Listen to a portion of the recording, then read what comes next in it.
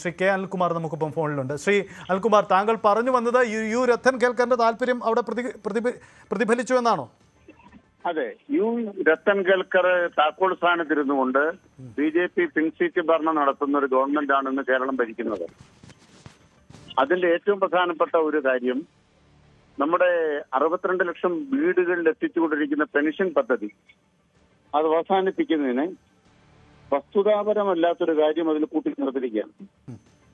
കേന്ദ്ര സർക്കാർ അവർ നൽകേണ്ട നാമമാത്രമായ തുക നിഷേധിക്കുമെന്ന് ഭയപ്പെട്ടിട്ടാണ് ഞങ്ങൾ അതിൽ നിന്ന് പിൻവാങ്ങുന്നത് എന്ന് പറഞ്ഞിരിക്കുന്നു. രാജാവിനേക്കാൾ വലിയ രാജഭക്തിയാണ്.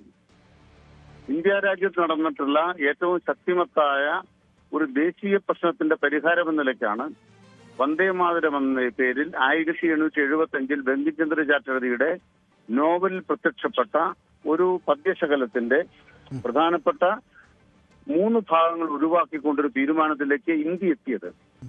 അത് ഇന്ത്യൻ നാഷണൽ കോൺഗ്രസ്, ആ ഇന്ത്യൻ നാഷണൽ കോൺഗ്രസിന്റെ തീരുമാനമാണ്. എന്തെങ്കിലും രാഷ്ട്രീയമായി ചരിത്രബോധമുള്ളൊരു നിലപാട് സ്വീകരിച്ചിരുന്നെങ്കിൽ ഇപ്രകാരം ഉണ്ടാകുമായിരുന്നു. എന്തെങ്കിലും ഒരു ചരിത്രബോധം നമ്മുടെ നാടിന്റെ പ്രധാനമന്ത്രിക്ക്, മുഖ്യമന്ത്രിക്ക് ഇക്കാര്യത്തിൽ ഉണ്ടോ? എന്താണ് നെഹ്റുവിന്റെ നിലപാട്? ജവഹർലാൽ നെഹ്റുവിന്റെ ഇടതുപക്ഷമാണ്, നെഹ്റുവിയൻ ഇടതുപക്ഷമാണ് താനെന്ന് അഭിമാനിക്കുന്ന ഒരു മുഖ്യമന്ത്രിക്ക്,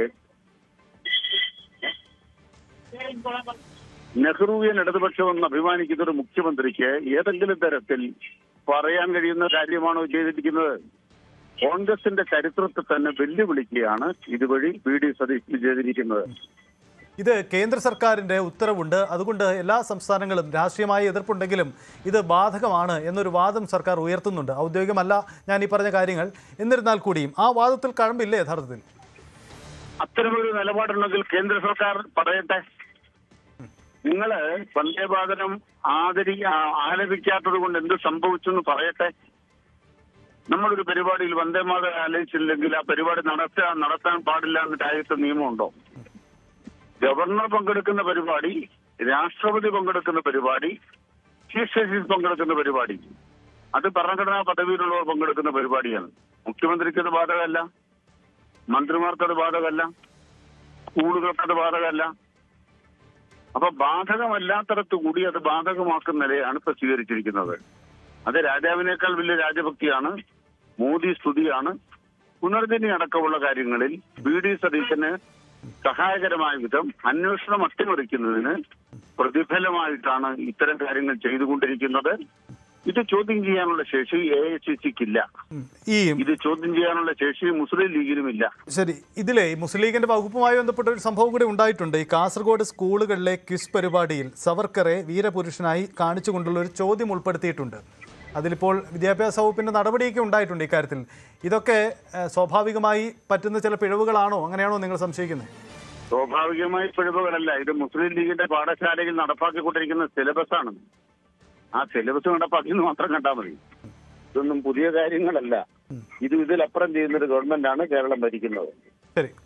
ശരി, വളരെ നന്ദി. താങ്കളുടെ അഭിപ്രായം. CPMന്റെ പ്രതിപക്ഷത്തിന്റെ നിലപാട് കൂടിയാണ് അദ്ദേഹം പറയുന്നത്. എന്തായാലും പ്രതിപക്ഷ നേതാവ് കൂടി ഇക്കാര്യത്തിൽ സംഘപരിവാറിന് കീഴടങ്ങുന്നു എന്ന വാദം ഉയർത്തിയിട്ടുണ്ട്. ഞങ്ങൾ കോൺഗ്രസ് കേന്ദ്രങ്ങളുടെ കൂടി പ്രതികരണത്തിന് ശ്രമിക്കുകയാണ്. കോൺഗ്രസ് നേതാക്കളെ കൂടി ഞങ്ങൾ ട്രൈ ചെയ്യുന്നുണ്ട്, പക്ഷേ അവരെ ഫോണിൽ ലഭ്യമാവുന്നില്ല. എന്തായാലും സർക്കാരിന് ഈ വിഷയത്തിൽ പ്രതികരിക്കേണ്ടി വരും. എന്തായാലും ഈ വിഷയത്തിൽ ഇന്നത്തെ ചോദ്യത്തിന് ആഭ്യന്തരമന്ത്രിയുടെ പ്രതികരണം, രമേശ് ചെന്നിത്തല താൻ ഈ ഉത്തരവിനെക്കുറിച്ച് അറിഞ്ഞിട്ടില്ല, ഇക്കാര്യം പരിശോധിക്കാം എന്നതാണ് പറഞ്ഞത്. സർക്കാരിലെ പ്രധാനിയാണ് അദ്ദേഹം.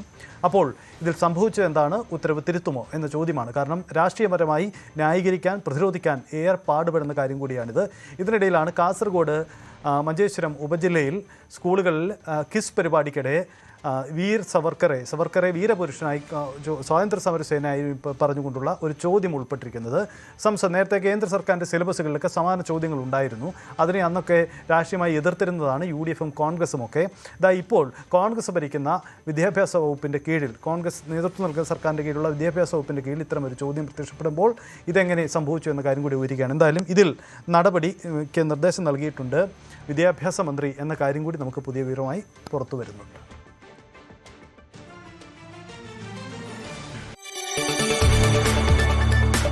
കൂടുതൽ വാർത്തകൾക്ക് News 18 Keralam YouTube channel subscribe ചെയ്യുക.